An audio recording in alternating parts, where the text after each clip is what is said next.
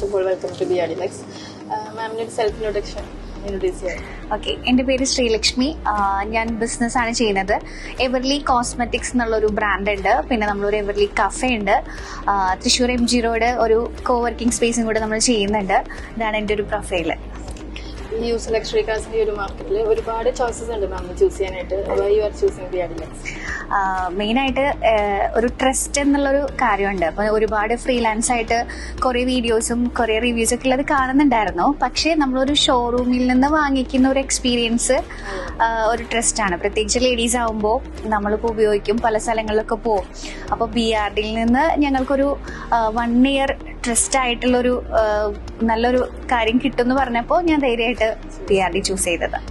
Luxury സെഗ്മെന്റ്സിൽ മാമിന് ഏറ്റവും ഇഷ്ടമുള്ള ബ്രാൻഡ് വോൾവോ ആണോ അതോ ഇവിടെ വന്നതിന് ശേഷം ചൂസ് ചെയ്തതാണോ? ഇവിടെ വന്നതിന് ശേഷം ചൂസ് ചെയ്തതാ. ഞങ്ങൾ BM അല്ലെങ്കിൽ ബെൻസ് എടുക്കാൻ വേണ്ടിയിട്ടാണ് വന്നത്.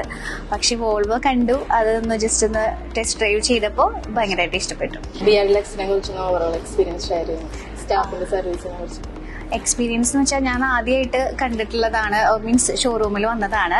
ഞങ്ങളൊരു 2-3 ഷോറൂം വിസിറ്റ് ചെയ്യാന്ന് വിചാരിച്ചിട്ടാണ് ഇവിടേക്ക് ഫസ്റ്റ് വന്നത്. പിന്നെ ഇവിടുത്തെ 2 പേരായിട്ടായിരുന്നു ഞങ്ങൾ ഇന്ററാക്ട് ചെയ്തിരുന്നത്. അപ്പോൾ ഞങ്ങൾ ഭയങ്കര സാറ്റിസ്ഫൈഡ് ആയിരുന്നു. പിന്നെ അവരുടെ ഫോളോ അപ്പ് ആണെങ്കിലും ഞങ്ങൾ പോയ സമയം തൊട്ട് അവർ നല്ല രീതിയിൽ ഫോളോ അപ്പ് ചെയ്തിരുന്നു.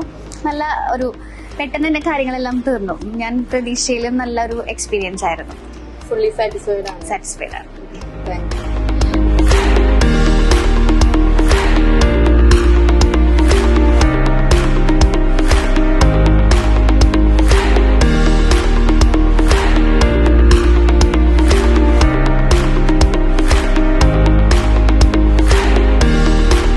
നമസ്കാരം, എൻ്റെ പേര് അഖിൽ.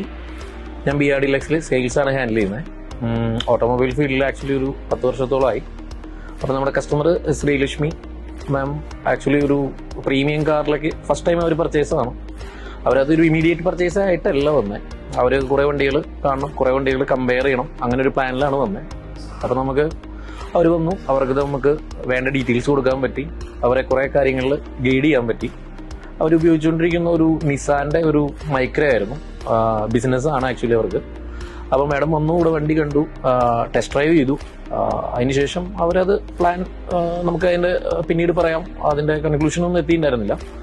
പിന്നെ അന്ന് ഈവനിങ് തന്നെ നമ്മളെ കോൺടാക്ട് ചെയ്തിട്ടുണ്ടായിരുന്നു. നമ്മൾ ആക്ച്വലി അവിടെ ഓഫീസിൽ പോയിട്ട് സംസാരിച്ചു, നമ്മുടെ പ്ലസ് പോയിന്റ്സും കാര്യങ്ങളൊക്കെ സംസാരിച്ചിരുന്നു. അവർക്ക് ഒരു കാര്യത്തിൽ നിർബന്ധം ഉണ്ടായിരുന്നു, ഒരിക്കലും ഒരു നോർമൽ യൂസ്ഡ് കാർ ഷോറൂമിൽ നിന്ന് ഒരിക്കലും വണ്ടി അവർ പർച്ചേസ് ചെയ്യില്ല. ഒരു ഓർഗനൈസ്ഡ് സെക്ടറിൽ നിന്ന് മാത്രമാണ് അവർ പർച്ചേസ് ചെയ്യുള്ളൂ. പിന്നെ അവർ തൃശ്ശൂരാണ് ബേസിക്കലി. അപ്പോൾ അവർക്ക് BRD നമ്മുടെ മാരുതി വർഷങ്ങളായിട്ട് ഇവിടെ ഉള്ളത് അറിയാം. പിന്നെ നമ്മുടെ ഒരു ഓർഗനൈസ്ഡ് സെക്ടറാണെന്ന് അവർക്ക് വന്നപ്പോൾ മനസ്സിലായി. നമ്മുടെ ആ ഒരു പ്രൊഫഷണലിസവും കാര്യങ്ങളും എല്ലാം അവർക്ക് ഇഷ്ടപ്പെട്ടു. നമുക്ക് ആ സെയിം ഡേ തന്നെ അവരുടെ നമുക്ക് മാഡത്തിൻ്റെ ബുക്കിംഗ് എടുക്കാൻ പറ്റി. ഒരു 4 to 5 days അവർക്ക് നമ്മൾ വണ്ടി ഡെലിവറി കൊടുത്തു.